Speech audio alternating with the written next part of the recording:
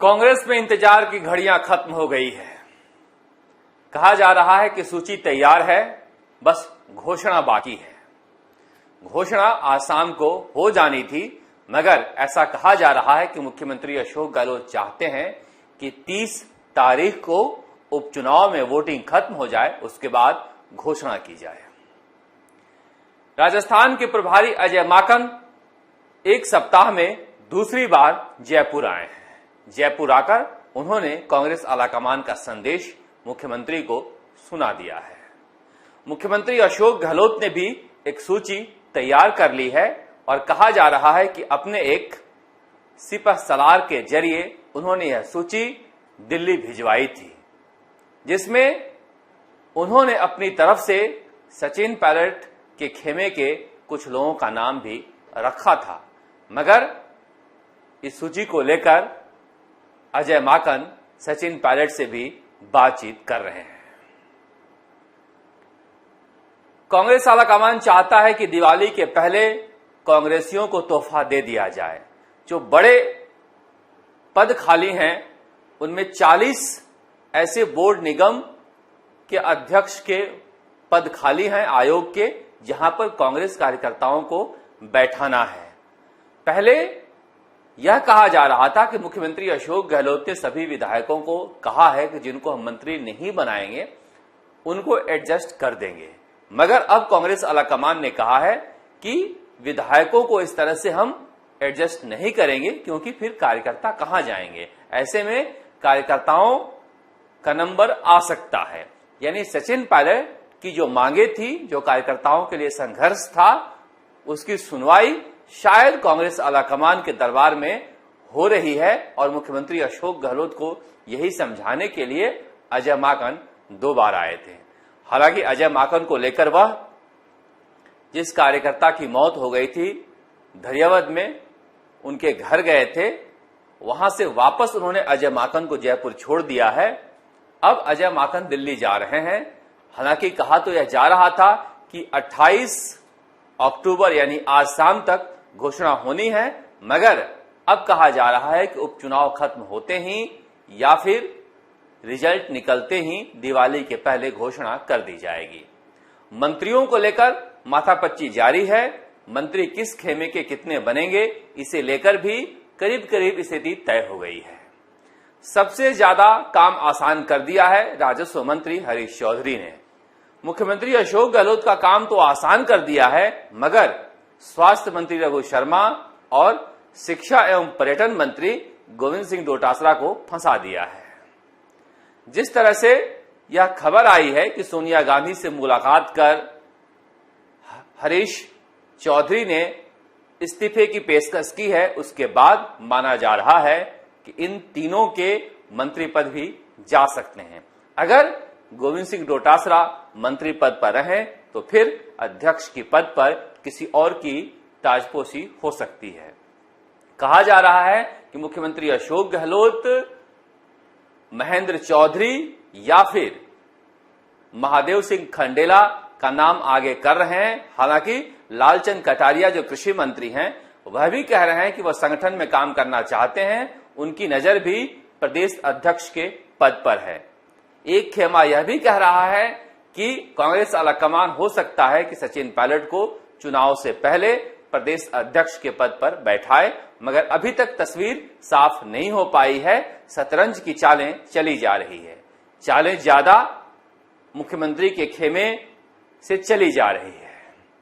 पहले जिस तरह से अजय माकन को पूछा नहीं जा रहा था, अचानक से जिस तरह से कांग्रेस आलाकमान ने बातचीत का दरवाजा मुख्यमंत्री निवास से बंद किया है, अचानक से अजय माकन की पूछ बढ़ गई है और अब अजय माकन के जरिए ही बातचीत हो रही है।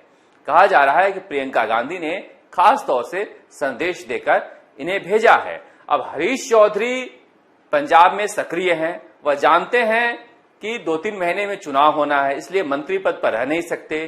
कहा जा रहा है कि उन्होंने पहले ही आगे बढ़कर मुख्यमंत्री अशोक गहलोत से कहा कि मैं मंत्री पद पर नहीं रहना चाहता हूं, मैं अब 3 महीने पंजाब रहूंगा।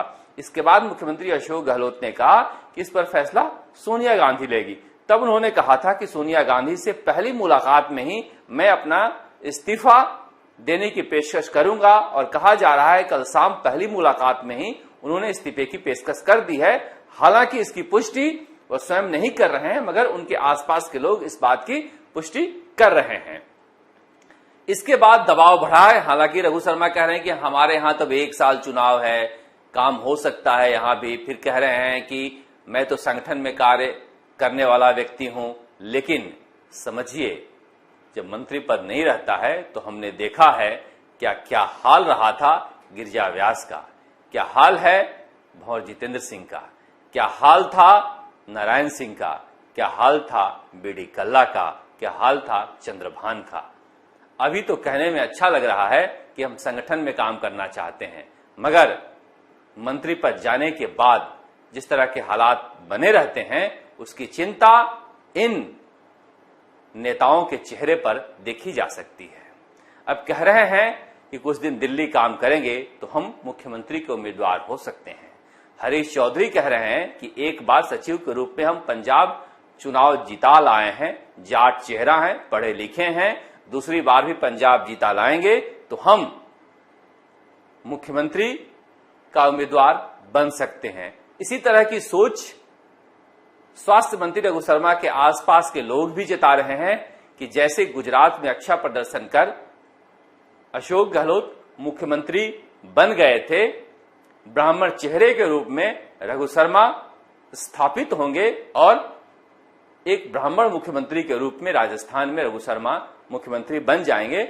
ऐसा उन लोगों के आसपास जो लोग हैं उनका कहना है। यह भी कह रहे हैं कि जतिन प्रसाद के जाने के बाद दिल्ली में कोई ब्राह्मण चेहरा नहीं है, रघु शर्मा उसकी भरपाई कर लेंगे। गोविंद सिंह डोटासरा क्या करेंगे ये समझ में नहीं आ रहा है, क्योंकि सचिन पायलट और अशोक गहलोत के बीच झगड़ा है, इसलिए उनकी पूछ है, वरना जो पूछ चंद्रभान की हो रही थी सबने देखा है। यह भी कहा जा रहा है कि मुख्यमंत्री अशोक गहलोत ने कहा है कि जो पुराने पूर्व अध्यक्ष हैं, पूर्व पदाधिकारी हैं, उनको भी इनाम दिया जाए।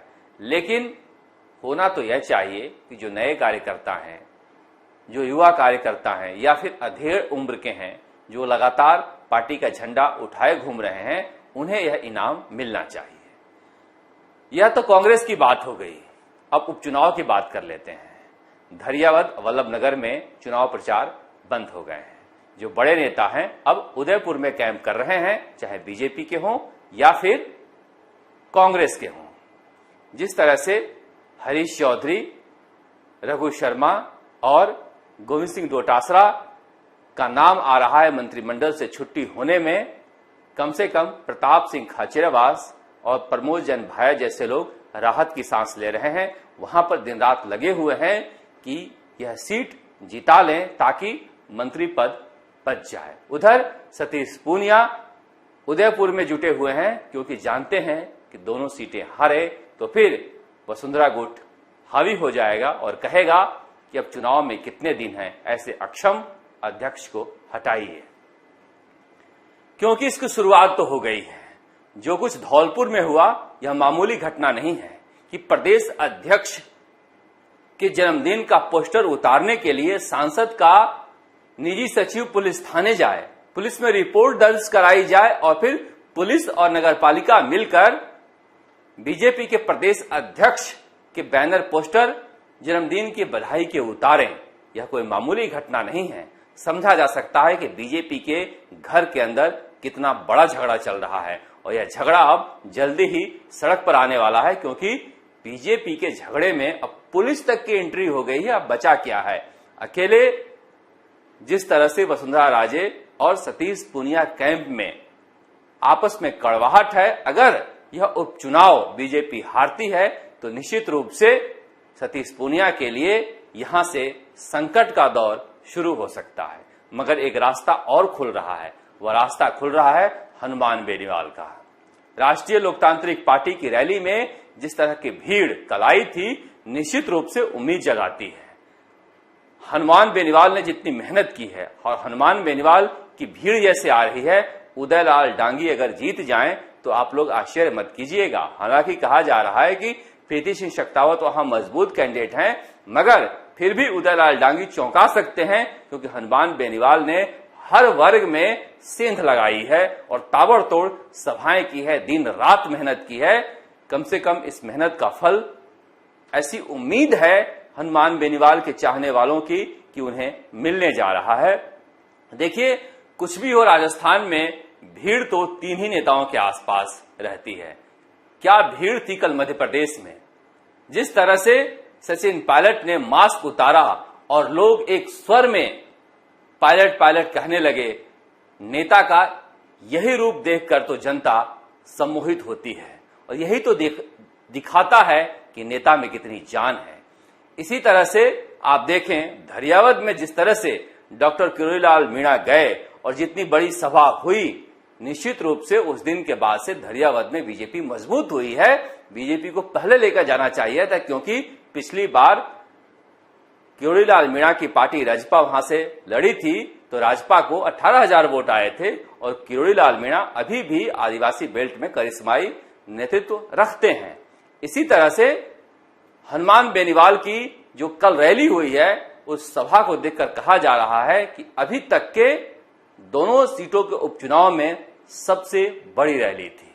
इसलिए भीड़ जन्मदिन पर जुटा लेना, भीड़ किसी कार्यक्रम पर जुटा लेना, भीड़ पार्टी के बल पर जुटा लेना और भीड़ अगर खुद जनता आपको सुनने आए तो उसका मजा कुछ और ही होता है। और यह मजा तो राजस्थान के किन नेताओं के पास है, राजस्थान की जनता सब देख ही रही है। राजस्थान तक के लिए जयपुर से शरद कुमार।